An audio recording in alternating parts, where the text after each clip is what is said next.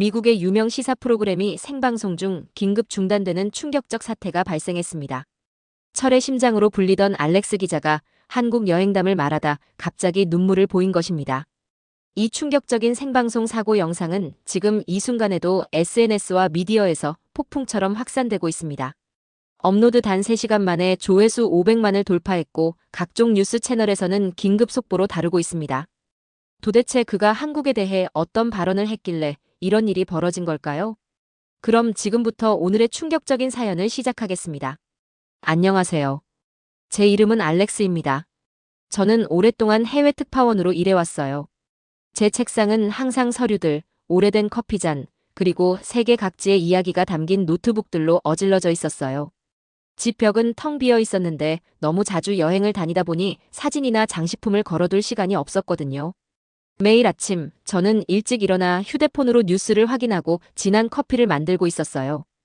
오늘 아침도 다르지 않았죠. 블라인드 사이로 해가 살짝 비치고 있는 동안 이메일을 훑어보고 있었어요.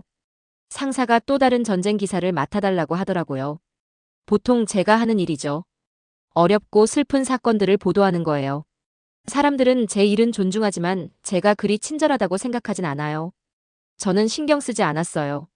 제 직업에서는 친절하기보다는 강인한 게 더 나으니까요. 지난 몇 년 동안 한국에 관한 이야기를 많이 들었어요.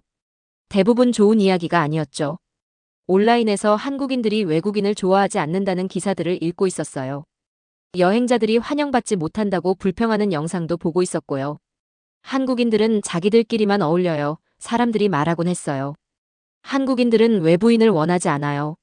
저는 이런 이야기들을 의심 없이 믿고 있었어요. 왜 의심하겠어요? 많은 사람들이 같은 말을 하니까요. 휴대폰이 울렸어요. 제 상사인 캐서린이었죠. 알렉스, 다음 달에 서울에서 열리는 일련의 문화 행사를 취재해줘야겠어. 그녀가 말했어요. 제 위장이 꽉 조여왔어요. 서울이요? 한국에요? 다른 사람을 보낼 순 없나요? 저는 사람들이 환영해주지 않을 곳에 가고 싶지 않았거든요. 당신이 이 일에 가장 적합한 기자예요. 캐서린이 말하고 있었어요. 이 기사는 당신처럼 세심한 눈을 가진 사람이 필요해요. 저는 창밖의 회색 하늘을 바라보며 한숨을 쉬고 있었어요. 저는 문화기사에 적합한 사람이 아닌 것 같아요. 바로 그때 브라이언이 사무실로 들어왔어요. 브라이언은 제 사진작가예요. 그는 헝클어진 금발에 항상 미소를 짓고 있었죠.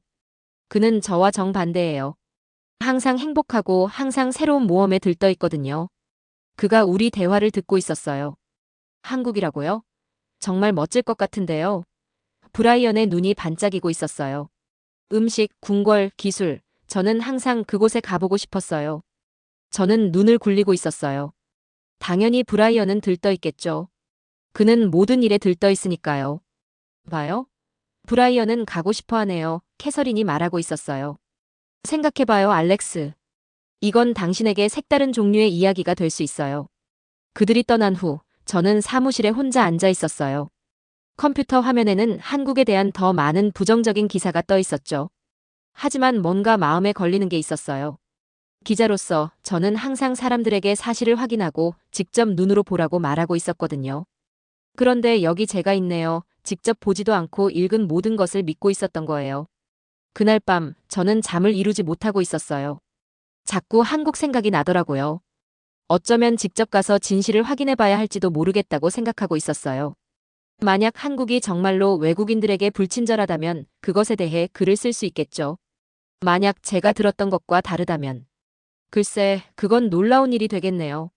다음 날 아침, 저는 캐서린에게 전화를 걸었어요. 한국 취재를 맡을게요. 제가 말했어요. 브라이언과 함께 가겠습니다. 좋아요. 그녀는 기뻐하는 것 같았어요. 내일이면 티켓이 준비될 거예요. 저는 바로 조사를 시작했어요. 서울 지도를 보고 기본적인 한국어 문구를 배우고 한국 관습에 대해 읽고 있었어요. 우리가 그곳에 있을 메일을 위한 상세한 계획을 세우고 있었죠. 혹시 모르니 공항에서 호텔까지 가는 길도 인쇄해 두었어요. 제 INTJ 성격 때문에 모든 것을 꼼꼼하게 계획하고 있었거든요. 여행 가방을 싸면서 저는 긴장되고 있었어요. 만약 그 모든 부정적인 이야기들이 사실이라면 어쩌지? 사람들이 우리에게 차갑거나 무례하게 대한다면? 이 여행이 큰 실수라면? 하지만 제 안의 다른 부분, 기자로서의 부부는 호기심을 느끼고 있었어요. 만약 그 이야기들이 사실이 아니라면, 만약 한국에서 뭔가 다른 것이 저를 기다리고 있다면, 저는 여행 가방에 지퍼를 잠그고 알람을 맞추었어요. 내일 브라이언과 저는 서울로 떠나요. 저는 아직 모르고 있었지만 이 여행은 제가 알고 있던 모든 것을 바꿔놓을 거예요. 한국에 대해, 저널리즘에 대해, 그리고 저 자신에 대해서요. 한국으로 떠나는 비행기를 타기 전날 밤, 저는 잠을 이루지 못하고 있었어요. 창문에 빗방울이 두드리는 소리가 들리는 가운데 침대에서 이리저리 뒤척이고 있었죠.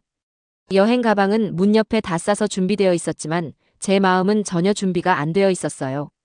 일어나서 짐을 한 번 더 확인하고 있었어요. 여권 있고, 카메라 있고, 맞는 어댑터가 달린 핸드폰 충전기 있고, 필요한 모든 것을 다 챙겼는데도 마음이 불안하게 느껴지고 있었어요. 이건 실수야. 어둠 속에서 혼잣말을 하고 있었어요. 캐서린에게 전화해서 아프다고 말해야겠어. 핸드폰을 집어들어 상사의 번호를 찾았어요. 제 엄지손가락이 통화 버튼 위에서 머뭇거리고 있었죠. 변명을 만들어낼 수도 있었어요. 열이 있다거나 배가 아프다고 말할 수도 있었죠. 그녀는 믿을 거예요. 다른 사람을 한국에 보냈을 테고요. 하지만 결국 핸드폰을 내려놓았어요. 불편하다는 이유로 기사에서 도망친다면 저는 어떤 기자인가요? 그리 좋은 기자는 아니겠죠. 전에도 위험한 곳에 여행해 본 적이 있었어요. 전쟁과 재난을 취재했었죠. 그런데 왜 한국이 이렇게 두려운 걸까요? 답을 알고 있었어요. 위험한 곳에서는 무엇을 예상해야 할지 알고 있었거든요. 하지만 한국에서는 제가 통제할 수 없는 것, 즉 외국인이라는 이유로 사람들이 저를 어떻게 대할 것인가가 두려웠어요. 마침내 잠이 찾아왔지만 아침은 너무 빨리 찾아왔어요. 브라이언이 큰 미소와 배낭을 메고 공항에서 저를 만났죠. 우리의 모험 준비됐어? 그가 물었는데 파란 눈이 설렘으로 반짝이고 있었어요. 저는 고개를 끄덕였지만 그의 행복함을 공유하지는 못했어요. 비행기에 탑승하면서 배가 꽉 조여오는 느낌이었죠. 긴 비행 동안 브라이언은 쉽게 잠들었지만 저는 영화를 보며 주의를 돌리고 있었어요. 서울에서 우리를 기다리고 있는 것에 대해 생각하고 싶지 않았거든요. 몇 시간 후 우리는 인천공항에 도착했어요. 혼란과 혼잡을 예상했는데 대신 여러 언어로 된 안내판이 있는 깨끗하고 현대적인 건물을 발견했죠. 바닥이 너무 반짝여서 거의 제 모습이 비칠 정도였어요. 사람들이 빠르지만 차분하게 움직이고 있었어요. 공항 직원 한 명이 지도를 보고 있는 우리를 발견하고 미소를 지으며 다가왔어요. 무엇을 찾고 계신가요? 그녀가 완벽한 영어로 물었어요. 저는 그녀의 친절함에 놀라고 있었어요. 서울로 가는 기차를 찾고 있어요. 제가 대답했죠. 그녀는 단지 방향만 가리키지 않고 우리를 올바른 플랫폼까지 안내해주며 어떤 기차를 타야 하는지 확실히 알려주었어요. 제가 감사를 표하자 그녀는 미소 지으며 한국에서 좋은 시간을 보내길 바란다고 말했어요. 서울로 가는 기차 안에서 브라이언은 창문으로 사진을 찍고 있었고 저는 풍경이 변하는 것을 보고 있었어요. 처음에는 바다, 그 다음 작은 집들, 그리고 하늘을 향해 솟은 높은 아파트 건물들이 보였죠. 모든 것이 깨끗하고 정돈되어 있었어요. 제가 상상했던 붐비고 불친절한 곳과는 전혀 달랐죠. 정말 아름답다. 브라이언이 또 다른 사진을 찍으며 말했어요. 저는 대답하지 않았어요. 친절한 공항 직원 한 명이 한국에 대해 들었던 모든 것을 바꾸진 않을 테니까요. 호텔에서 우리는 지연이라는 한국인 기자를 만났어요. 그녀는 저보다 작은 키에 짧은 검은 머리와 차분한 눈을 가지고 있었죠. 그녀는 살짝 인사하며 따뜻한 미소로 우리를 맞이했어요. 서울에 오신 것을 환영합니다. 그녀가 말했어요. 비행은 편안하셨나요? 우리는 뜨거운 차 한 잔과 함께 호텔 로비에 앉아 있었어요. 지연이 서울 지도를 보여주며 우리가 방문해야 할 곳들을 짚어주고 있었죠. 한국인들이 외국인을 별로 좋아하지 않는다고 들었어요. 제가 갑자기 말했어요. 그녀의 반응을 보고 싶었거든요. 지연은 생각에 잠긴 듯 저를 바라보았어요. 화가 나거나 불쾌해 보이지는 않았어요. 많은 사람들이 그런 생각을 가지고 있죠. 그녀가 조용히 말했어요. 하지만 종종 우리가 멀리서 듣는 것은 완전한 진실이 아닐 때가 있어요. 때로는 직접 눈으로 보아야 그 장소를 이해할 수 있어요. 그녀의 말은 저를 불편하게 만들었어요. 왜냐하면 그것이 진실을 건드렸기 때문이죠. 한 번도 와보지 않은 한국에 대해 어떻게 확신할 수 있을까요? 직접 보는 것보다 다른 사람들의 이야기를 어떻게 더 믿을 수 있을까요? 그날 밤 제 호텔방에서 서울의 도시 불빛을 바라보고 있었어요. 도시는 땅으로 내려온 별처럼 무수한 작은 불빛으로 빛나고 있었죠. 제가 예상했던 것과는 달랐어요. 지금까지 모든 것이 예상과 달랐어요. 제 노트북을 열어 첫인상을 적고 있었어요. 깨끗한 공항, 도움을 주는 직원, 아름다운 도시 불빛, 지연의 친절하지만 도전적인 말들. 내일, 우리는 서울에서 진짜 일을 시작해요. 의심과 두려움에도 불구하고 제 안에서 작은 호기심의 불꽃이 자라나고 있는 걸 느꼈어요. 어쩌면, 정말 어쩌면 한국이 저를 놀라게 할지도 모르겠어요. 호텔 창문을 때리는 빗소리에 잠에서 깼어요. 밖에는 하늘이 짙은 회색이었고 비가 줄기차게 쏟아지고 있었죠. 이건 제가 꼼꼼하게 계획한 일정에 없었어요. 마치 화난 표정으로 비를 멈출 수 있다는 듯이 찡그리며 비를 바라보고 있었어요. 브라이언이 제 문을 두드렸는데 벌써 옷을 다 입고 나쁜 날씨에도 불구하고 미소를 짓고 있었어요. 브라이언은 항상 그렇게 해요. 무슨 일이 있어도 항상 행복하죠. 그는 방수 가방으로 카메라를 보호하고 밝은 노란색 비옷을 입고 있었어요. 서울에서의 첫 진짜 하루를 시작할 준비됐어? 그가 물었어요. 저는 준비가 안 되어 있었어요. 건조하고 안전한 호텔에 머물고 싶었죠. 하지만 브라이언에게 그렇게 말할 수는 없어서 우산과 노트북을 집어들고 폭풍 후 속으로 나갔어요. 몇 분 안에 비가 제 신발을 흠뻑 적셨어요. 걸을 때마다 물이 인도에서 튀어올랐죠. 그런데 재미있는 것을 발견했어요. 다른 사람들은 비에 전혀 신경 쓰지 않는 것 같았어요. 사람들은 빠르고 조심스럽게 걸어가고 있었고 우산들이 붐비는 인도 위에 형형색색의 바다를 이루고 있었어요.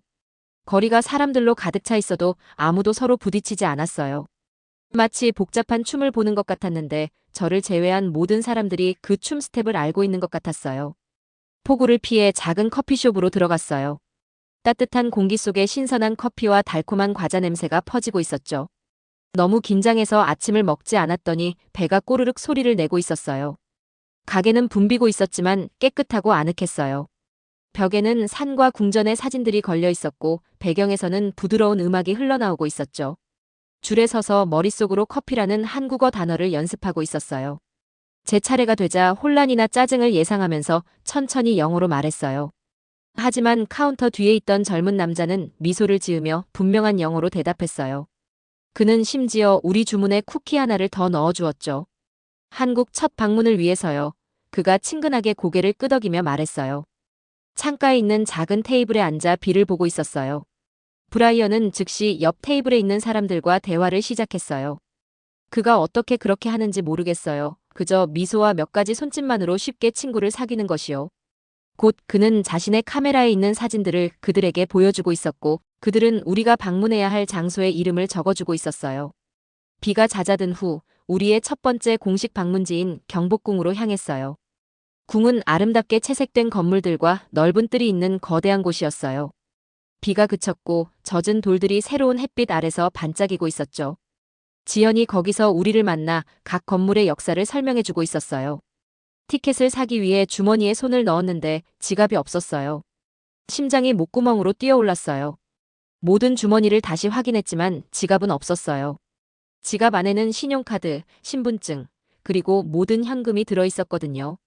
지갑이 없어졌어요. 브라이언과 지연에게 말하며 목소리를 차분하게 유지하려고 노력했어요. 하지만 속으로는 당황하고 있었죠. 어디서 마지막으로 사용하셨나요? 지연이 표정은 진지했지만 걱정하지 않는 듯이 물었어요. 생각해 보았어요. 커피숍이요. 거기서 음료를 샀어요. 그럼 다시 돌아가 봐요. 그녀가 이미 택시를 잡으며 간단히 말했어요.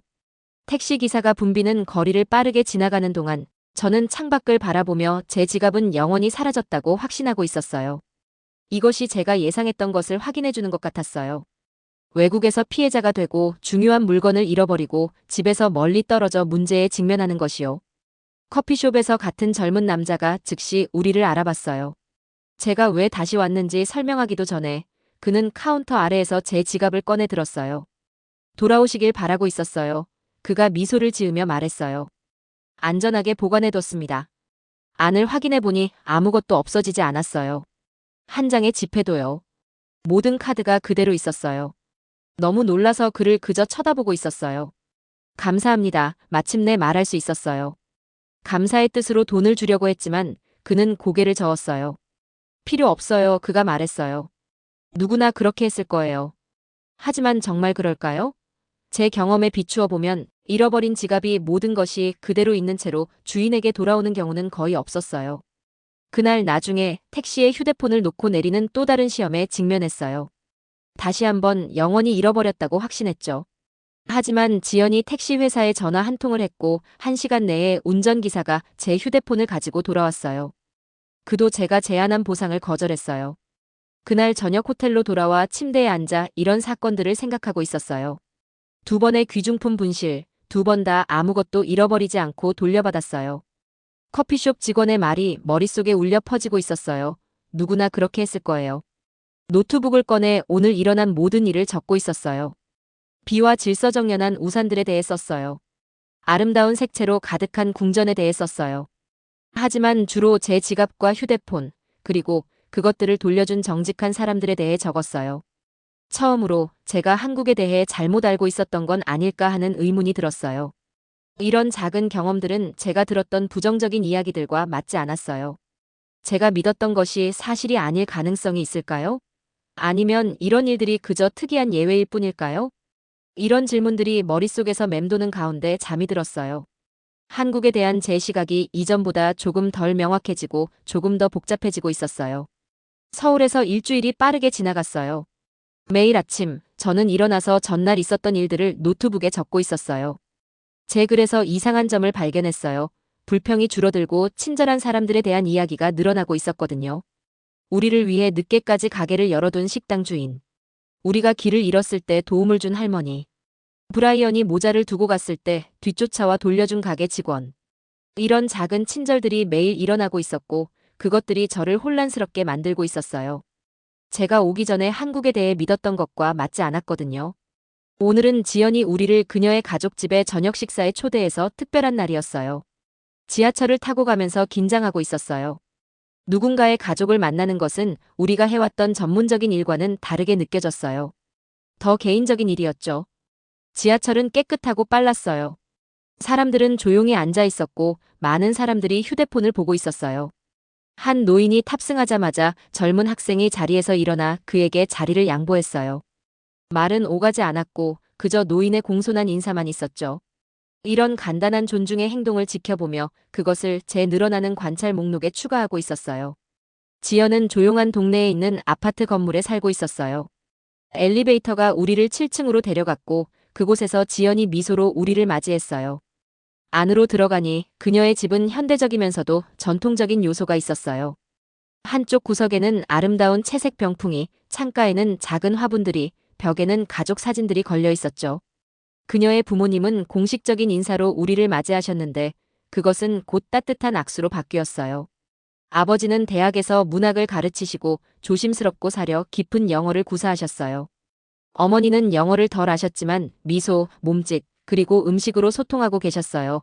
마이너스 정말 많은 음식들이었죠. 테이블은 요리들로 가득 차 있었어요. 부드러운 구운 고기, 다채로운 야채들, 국, 그리고 제가 한 번도 보지 못했던 것들이요. 지연의 아버지는 고기를 소스와 밥과 함께 상추에 싸서 먹는 방법을 보여주셨어요. 그 맛은 풍부하고 제게는 새로웠어요. 식사를 하는 동안 지연의 아버지는 제 기자 일에 대해 물어보셨어요. 그는 제 대답을 주의 깊게 듣고 계셨죠. 제가 보통 전쟁과 분쟁을 다룬다고 언급했을 때 그는 생각에 잠겨 고개를 끄덕이셨어요. 삶의 힘든 부분을 그렇게 자주 보는 것은 어려운 일이겠군요. 그가 말씀하셨어요. 아무도 전에 저에게 이런 말을 한 적이 없었고 그것이 저를 생각하게 만들었어요. 맞아요. 항상 문제와 고통을 찾는 것은 힘든 일이에요. 아마도 그래서 한국에서도 문제를 찾을 것이라고 예상했나 봐요. 대화가 문화적 차이로 넘어갔고 계획하지 않았는데도 저는 솔직한 말을 했어요. 한국에 오기 전에 사람들이 외국인을 환영하지 않을 거라고 생각했어요. 저는 인정했어요. 여러 출처에서 그렇게 들었거든요. 잠시 침묵이 흘렀고 제가 무례했나 걱정했어요. 하지만 지연의 아버지는 불쾌해 보이지 않으셨어요. 우리는 종종 그것이 사실인지 확인하지 않고 듣는 것을 믿어요. 그가 부드럽게 말씀하셨어요. 이미 생각하고 있는 것을 뒷받침하는 증거를 찾는 것은 인간의 본성입니다.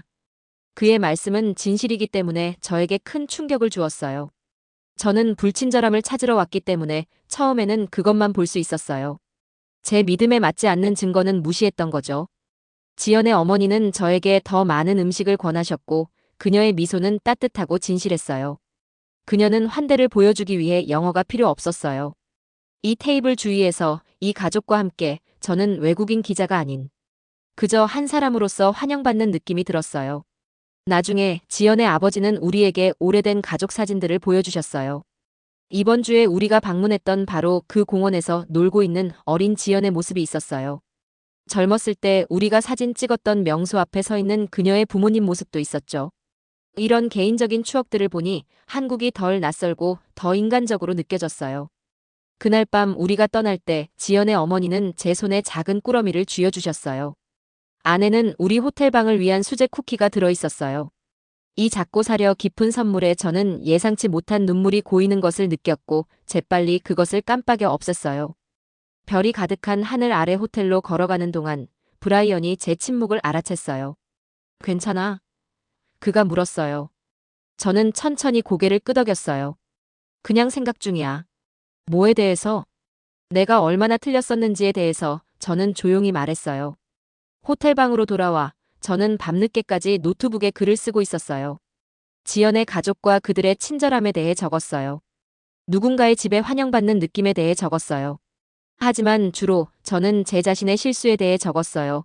마이너스 어떻게 이미 마음을 정한 채로 한국에 왔는지, 어떻게 제가 찾을 것이라고 예상했던 것 때문에 진실을 보는 것을 거의 놓칠 뻔했는지에 대해서요. 이것이 제 시련이었어요. 마이너스 제가 두려워했던 위험이나 적대감에 직면하는 것이 아니라 제가 틀렸다는 불편한 진실에 직면하는 것이요. 한국에 대한 제 믿음은 불완전한 이야기와 가정에 기반을 두고 있었어요. 진짜 시험은 불친절한 장소에서 살아남는 것이 아니었어요. 그것은 그 장소를 있는 그대로 볼 수 있을 만큼 제 마음을 여는 것이었죠. 마침내 잠이 들면서 저는 중요한 무언가가 바뀌었다는 것을 깨달았어요.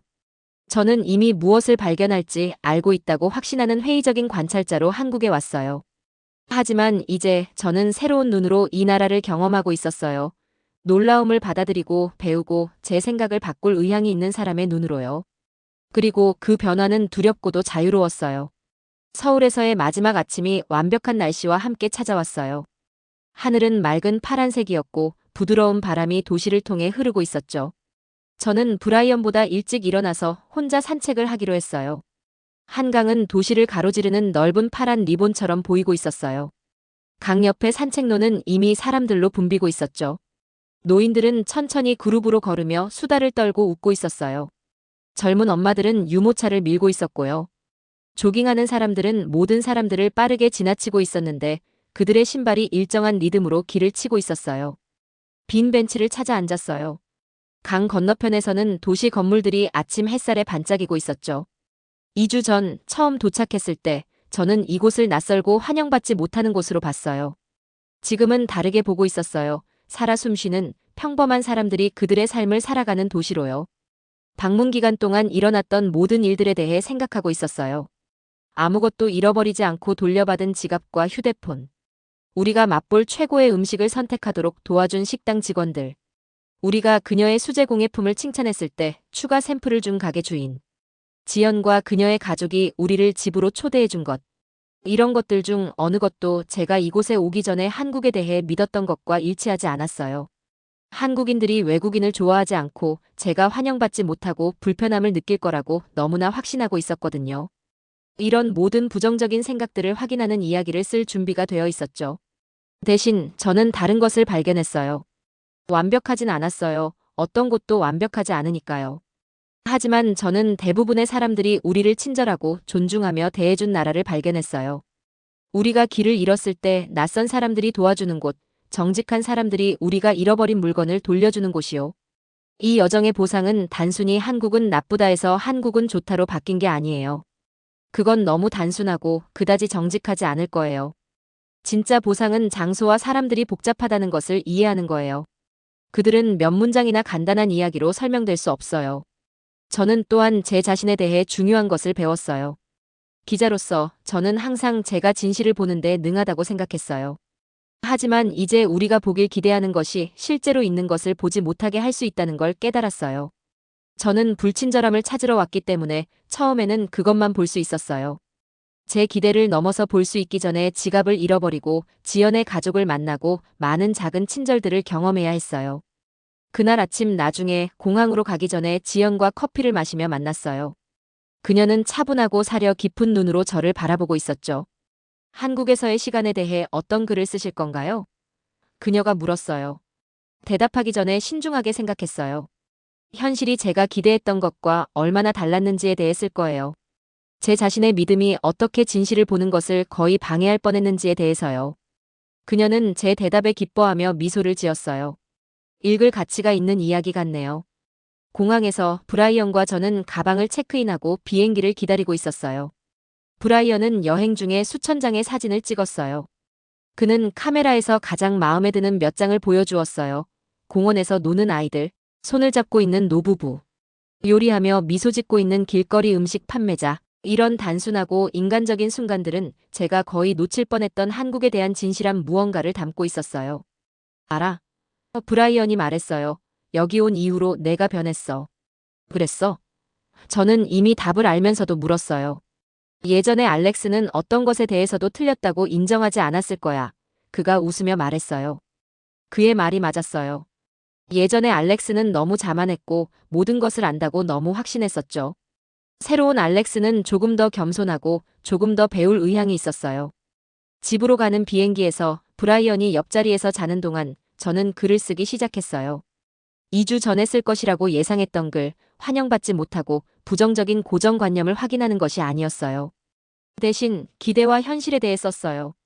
우리가 믿는 이야기들이 어떻게 우리가 보는 것을 형성할 수 있는지에 대해서요. 직접적인 경험이 어떻게 진실을 배우는 가장 좋은 방법인지에 대해서요. 제 아파트로 돌아왔을 때 모든 것이 똑같아 보였지만 다르게 느껴졌어요. 제 책상은 여전히 어질러져 있었어요.